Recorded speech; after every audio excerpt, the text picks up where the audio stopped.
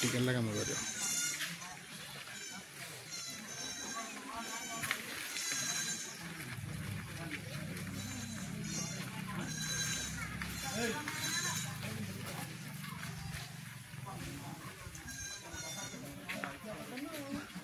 प्रधान घर हूँ जरड़ा आम कहवाक चाहूँ सरकार को जे आमर जो जल विभाग तरफ जो छेड़ी सहायता मिलता सरकार जो आमको 16,000 टଙ୍କା देते 16,000 रु से 11,000 नहीं जाकि आमको 5,000 लेखाएं देते यहाँ आम सरकार टू जानवा पाचु जे केमिति एटा आम पाइपारू यहाँ कंप्लेन दे सारापर से आमको पैसा फेरस्त पैसा फेरस्त कर सारापर से पुणी आमको 8-10 दिन तले पुणी फर्म गोटे आनिकी देवा कहते जे हेट्रे आमको टीप मारे कहते मुझे देखिपाइली जे हे फर्म रे टीप पड़ी जे किए दस्खत मारुची किए टीप मारुची हेटा पुणी जानवा दरकार हेटु मु डाउट करली जे फर्म रे आम तो दस्खत मारुचु टीप फर्म रे किंती टीप पड़ी हेतिपे मु दस्खत भी मारिनी कि टीप मारिनी तले हाथ दंदा हवा दरकार एटा आम एटा आमर एतिकी जनवाक चाहूँ सरकार को जे आमर जी जी जो नहीं पैसा खाई से केमिति सरकार दंड दिंतु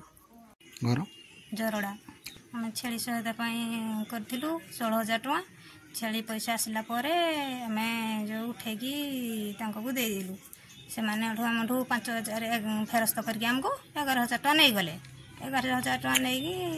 तापरे आम कहलु कौन पाई नहीं जाऊँ तो सरकार तरफ छेली सहायता देइजंती नारा गवर्नमेंट को फेरस्त करूँ एमती कहीकि नहीं गले तापर आम एनक्वारी करूँ एनक्वारी करने पीडी सार आसते जो दरखास्त फरखास्त पड़ी सिग्नेचर फर्म मारी आउ किसी तदंत नेले चाहूँ कि दोषी मैंने दंड पाइबा दरकार आमको छेली सहायता जदि मिलता है तो आम आग को आउ 10-12 पट छेली मिसेगी आग को आहरी बढ़ी था आग को भी आउ बढ़ी था छेली आमको से 5,000 टଙ୍କା देके आम से 5,000 टଙ୍କା केते पट छेली की किणिकी जो छेली चाष कर जी भी टंका देते से अनुसार आम छेली चाष करूँ आम सरकार को निवेदन कर आम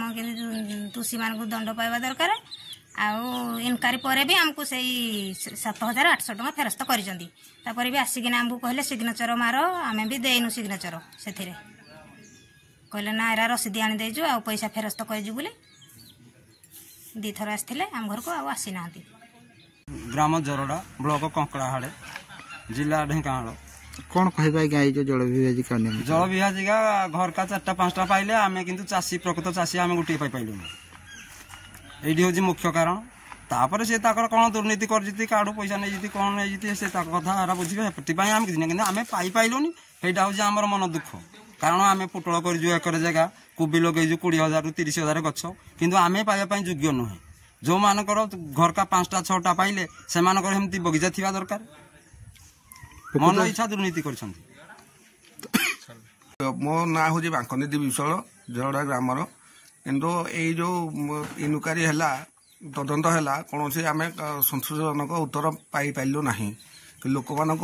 धमकई चमकई काठ गड़ा ठियाला भाया से प्रश्न कले ଯାହାଫଳରେ କି ଏମାନେ ତଦନ୍ତର ବାଟବଣା ହେଲା ଭଳି ଆମକୁ ଲାଗିଲା।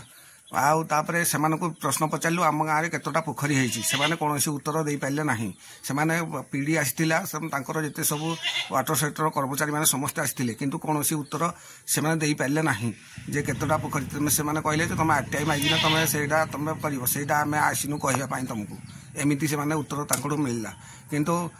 କୌଣସି କେତେ କୋଉ ପୋଖରୀ କେତେ ଲକ୍ଷ ଟଙ୍କା ହେଇଛି କ'ଣ ସେମାନେ କିଛି କହିଲେନି। ସେମାନେ କହିଲେ ଖାଲି ମାପଚୁପ ଆମେ କରିବୁ, କିନ୍ତୁ ଆମେ ଏଇଟା ଏମିତି ତାଙ୍କର ଉତ୍ତରରେ ଆମେ କୌଣସି ସନ୍ତୋଷଜନକ ଆମେ ନିଜକୁ ନିଜେ ଅନୁଭବ କରୁଛୁ ଯେ ସନ୍ତୋଷଜନକ ନାହିଁ ବୋଲି। କିନ୍ତୁ ଏଇଟା ଆମେ ଉପରକୁ ଏଇଟା ଦୃଢ଼ ବିରୋଧ ହବ ଆଗକୁ, କିନ୍ତୁ ତା ଉପରସ୍ଥ କର୍ମଚାରୀ ପାଖକୁ ଆମେ ଯିବୁ, ଦରକାର ପଡ଼ିଲେ ବି ସିଏମ୍ ପାଖକୁ ବି ଆମେ ଯିବୁ, ଯାଇ ନହେଲେ ରାଜରାସ୍ତାକୁ ଓହ୍ଲାଇବୁ। ସେ ବେନିଫିସିଆରୀ ଗୋଟେ ଫ୍ୟାମିଲିରୁ 4 ଜଣ ପାଇଛନ୍ତି, ସେ ଫୁଟର ବି ଉଠିନି, ସେମାନଙ୍କୁ ବେନିଫିସିଆରୀ ଦିଆଯାଇଛି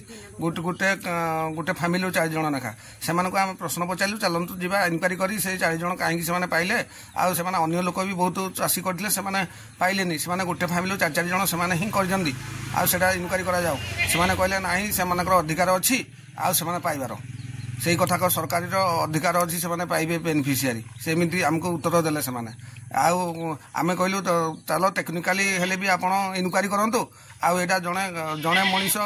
5ଟା ବେନିଫିସିଆରୀ ନେଇପାରିବ କି ତାଙ୍କ ଫ୍ୟାମିଲିରୁ, ତାଙ୍କର ପୁଅ ସ୍ତ୍ରୀ ସମସ୍ତେ 4 ଜଣ ଲେଖା ସେମାନେ ପାଇଛନ୍ତି,